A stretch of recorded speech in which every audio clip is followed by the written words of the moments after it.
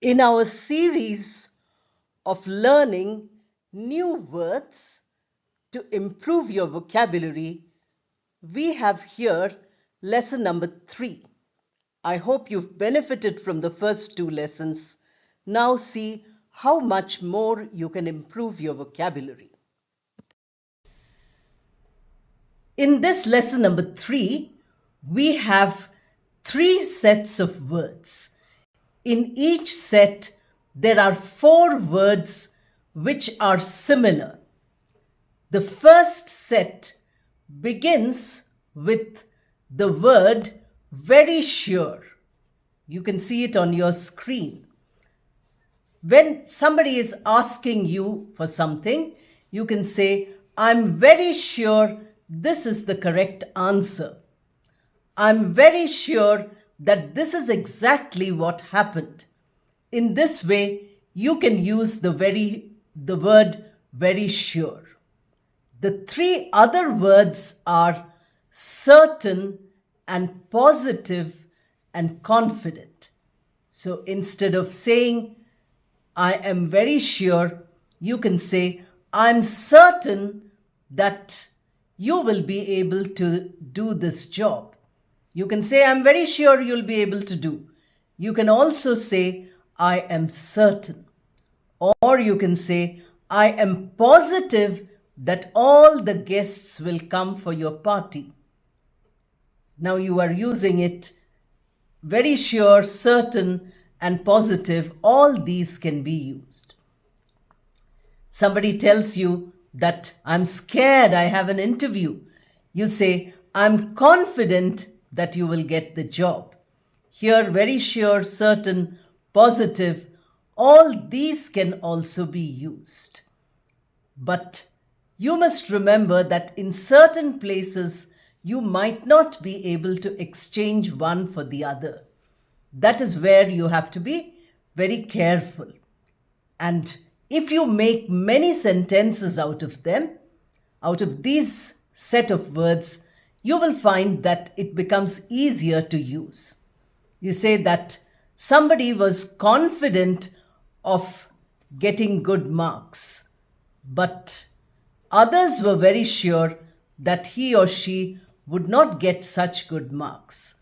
You are overconfident. That also can be used. You must remember that the more combinations you use, the better it is. A positive state of mind is very good. Here, you cannot use confident, you cannot use certain, you cannot use very sure. It is a totally different usage. In this way, if you make sentences, if you prepare yourself, then you will find that vocabulary becomes very easy for you. Let's move to the next set. As you can see on the screen, here are 4 words. Very long is the first word. Usually, we are not talking about very long in a physical dimension here. We are talking in terms of time. You have different things which can be described with long. We can say that this rope is very long, this stick is very long. I'm not using it in that sense.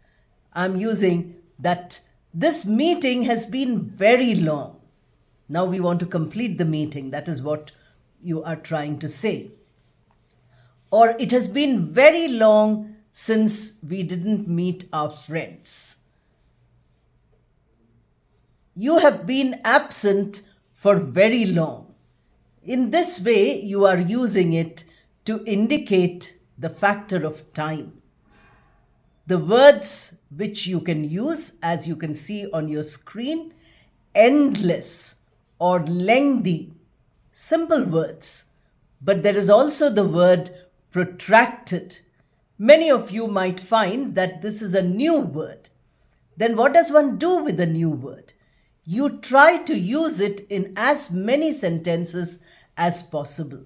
Protracted is that which takes a long time. It has been very lengthy, like, Your absence, your protracted absence from work is something which the company will not tolerate. Suppose without telling anybody you don't go to work for 10 days, then of course that's not correct.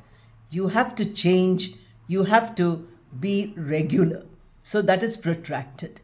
Endless, usually we say something which is, too long a time and we are getting bored. We don't want it. So you say that person was speaking and it was endless. He went on talking endlessly. There we are using the adverb form endless, endlessly. Or lengthy. From the word long, we derive the word lengthy. It's the same part. So you have to remember that you can use these words in the right context. Sometimes you can exchange them. The meeting was very lengthy. You can say the meeting was endless. It was a protracted meeting, you can say. Or you can say it was a lengthy meeting. All these, in that sentence, all these are right. But there are certain places where you might not be, able to use. Suppose you are talking about, he had endless amount of money. You can't count so many millions or billions. Then you can't say he had very long money. You can't say lengthy, protracted, anything. In each of these sets, I'm giving you only one example out of the 4 to tell you how always they are not the same in meaning. They are not same in usage. The more you practice, the better you will become. The third set and the last one in this video. We shall have many more lessons for vocabulary, improvement as new words. Here, the word is very weak, and we have 3 other forms of that word. We have frail, feeble, and delicate. So very weak. The old man is very weak after his illness. So you can say the old man looks frail. The old man looks very weak after his illness. The old man looks frail after his weakness. Now, you can also use the word feeble. Feeble has many other meanings. Feeble means also very tiny, very small. You want to insult somebody, then you say feeble intellect. That means he has no brain at all. But that is not a very, polite use.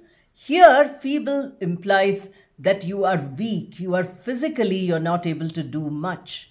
You say that she was so feeble that she could not move out of bed. She was so weak that she could not move out of bed. She was so frail, or she was frail, therefore she could not move out of bed. In this way, you can use all of them. Delicate also can be used. Delicate has many other uses. But here, when you say the fabric is delicate, then you cannot use frail or feeble for fabric. This sari is made of very delicate fabric or very delicate thread. Then you cannot use any of these weak or feeble or frail in that place. But you can say her health is delicate. You can say after her illness, she is in a very delicate state now.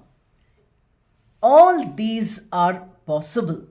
But as I told you, in all the 3 sets, I have shown you that these words have other uses also where they are not synonyms of each other.